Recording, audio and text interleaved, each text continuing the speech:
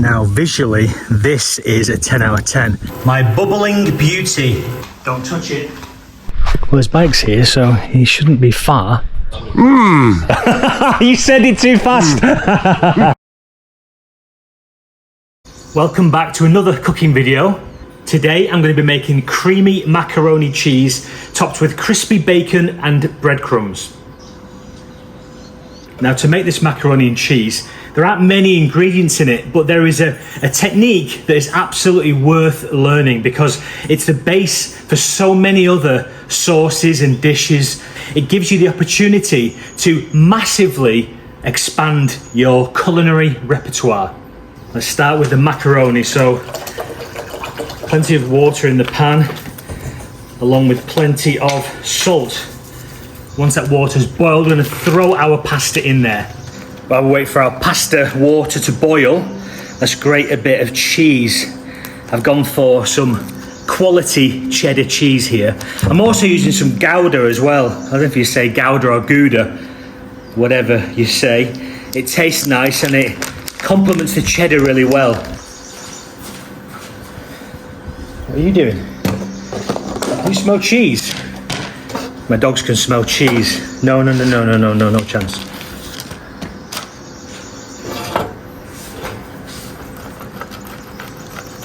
Oh. It's a bit crumbly, this cheddar. It's delicious though. I think my other dog can also smell the cheese. What's going on? No, you're not having it.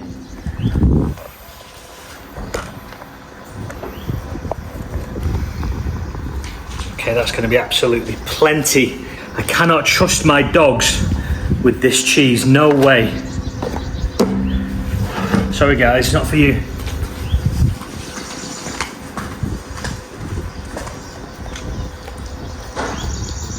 No, come out of the way. It's not for you, I'm trying to work. So this is what I've also got. Gouda, Gouda, who knows? Now I'm going to put plenty of cheese in this dish. It is, after all, called macaroni cheese. Yeah, have a little bit. Yeah, that's it, only a taste. So this is the technique I want to show you. It's very simple. It's called a bechamel or a white sauce. And it's just, at its core, 3 ingredients. It's butter, whack that in, plain flour or all-purpose flour. It's very windy today, as much as it's very sunny as well.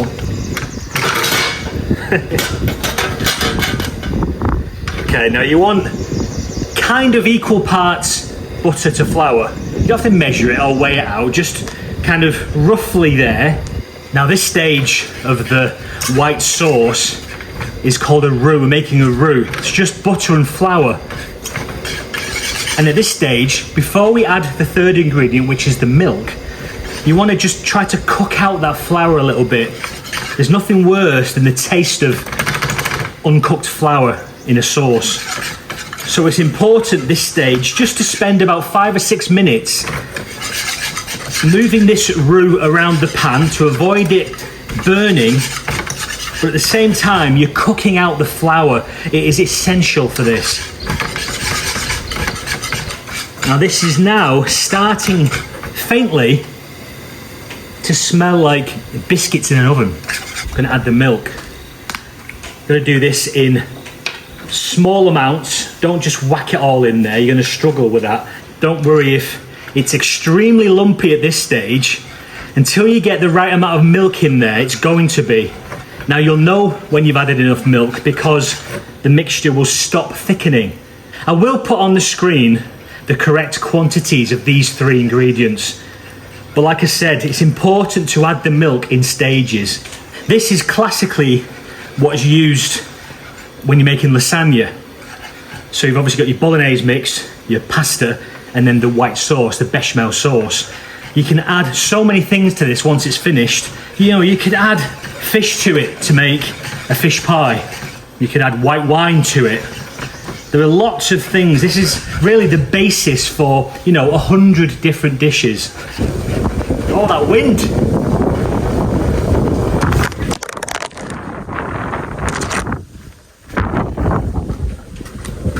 That's the kind of consistency you're looking for.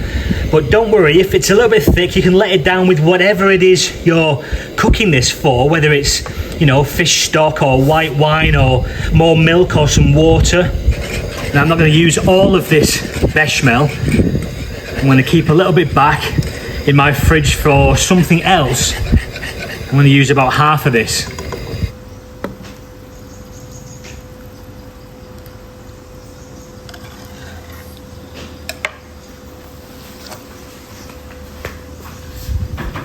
Now you have to remember, any white sauce at this stage, it's going to be extremely bland. Remember, it's just milk, butter and flour. There's very little, if any, flavour in there at the moment. White sauce or bechamel, at this stage, it's simply a vehicle to add more flavours into a dish, a way to carry flavours into a dish. So we're going to start with lots of cracked black pepper. Salt. You can take an awful lot of salt, this. Whole grain mustard. I'm going to supplement that with a little bit of American mustard as well. If there's anything left in there. Yeah, we've got enough. And then a bit of good old Liam Perrin's Worcestershire sauce. Plenty of that. Give that a mix together now. The whole appearance of this is now changed and the taste will have radically changed. Let's give that a little bash.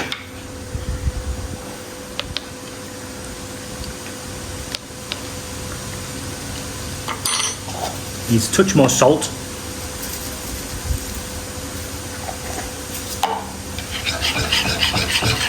Okay, now we're going to get this back on the heat and add all of our cheese. As soon as the cheese comes out, the dogs come out. They congregate. Cheese brigade. There's one more secret ingredient that's going to go in here. I'll get it now. This is a little bit of powdered ham stock, and I'm putting it in, well, look, for added flavour, but also because we're going to top this with crispy smoked bacon, then I figured ham stock kind of goes hand in hand with that. So a light dusting of that in there. See, the cheese is not quite melted yet.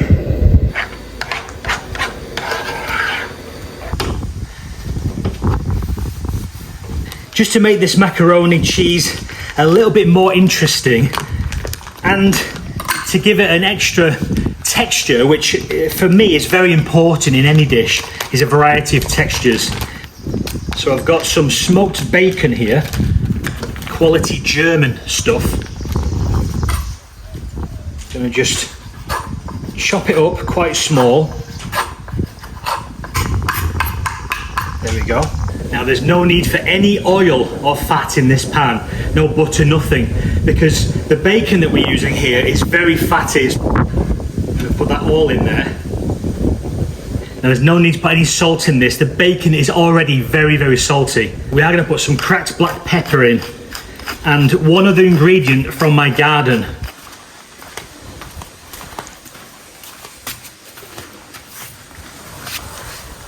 And that's rosemary.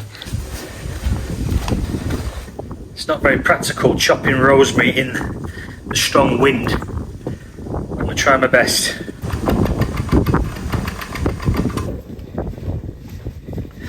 Rosemary in.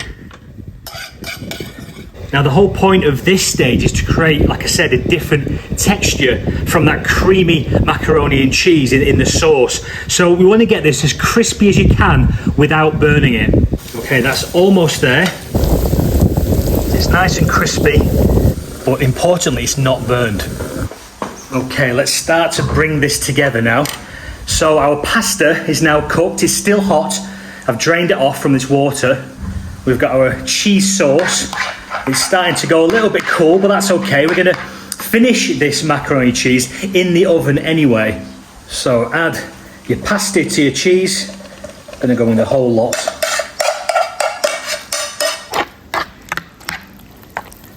Okay, now at this stage, you've made macaroni cheese.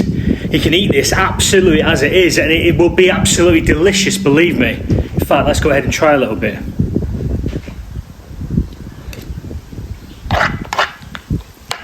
Oh my God, yeah. It's stunning. It's stunning. bowl of that on its own, or whack it on a little bit of toast.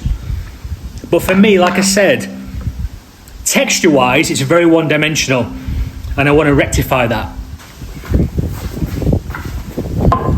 So I've got my cute little bowl. I'm going to fill it with my macaroni cheese.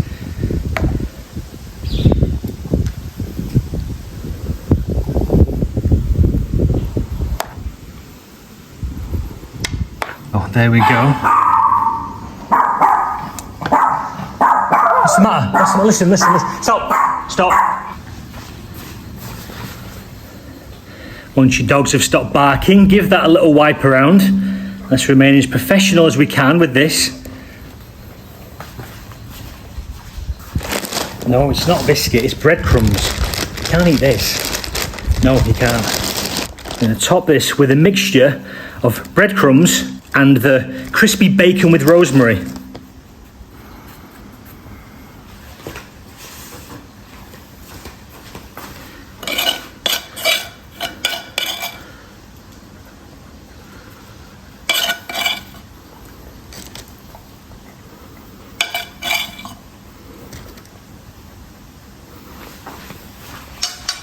Don't touch it.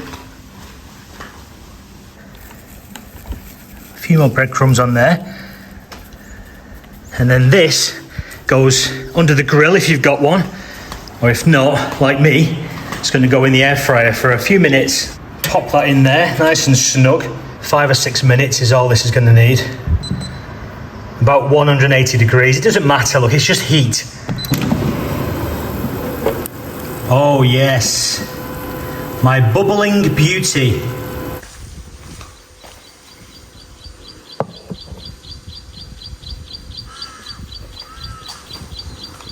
Now it's extremely hot, so I'm going to let it cool down for a couple of moments.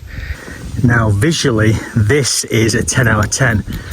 It's got this beautiful crispy bacon and breadcrumb topping, bubbling macaroni cheese underneath.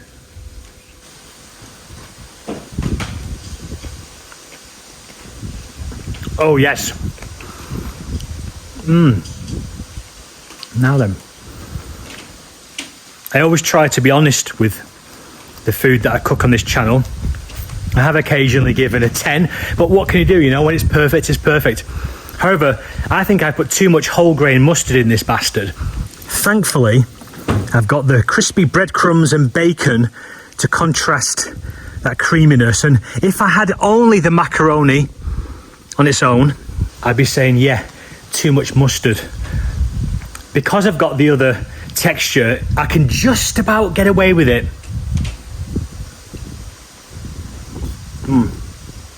So in light of the whole grain mustard mistake, this bugger is getting an 8.1 out of 10. But listen, my opinion doesn't really matter. The important person is my father-in-law. So let's go and see where he is.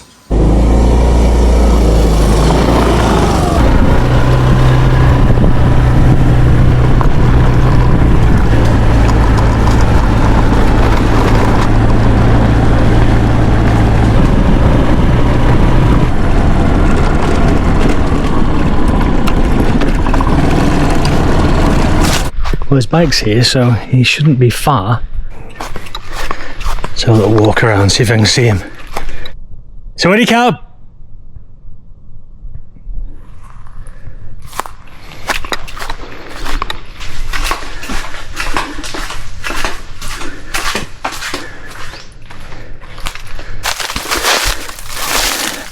These are all of his rice fields. It's quite a few rye he's got here. But I don't know where he is.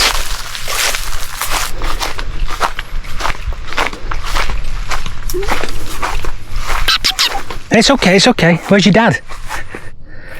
Hey, where is he? No idea where he is.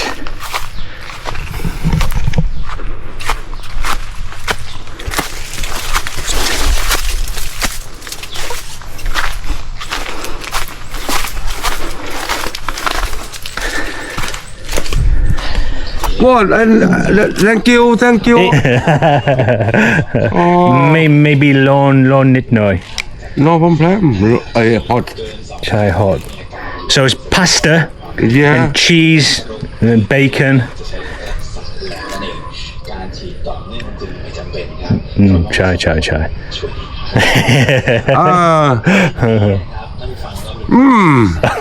You said it too fast. Okay, D, mate. I've got you some biscuits as well. Look, yeah. Some cookies for dessert. Okay. Cookie from Angry. Angry. Come here.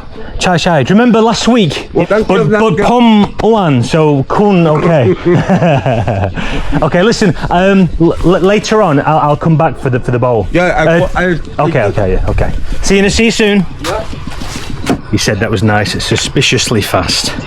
He hasn't given me a score, so let's stick with 8.1 out of 10. Don't forget to like and subscribe. There's a strange diesel contraption coming up the road, accompanied by a few dogs. It's kind of a half tractor, half buffalo thing. Sawadee Cap. Sawadee Cap. Sabadi my cap. Indeed. Don't forget to like and subscribe. See you next week.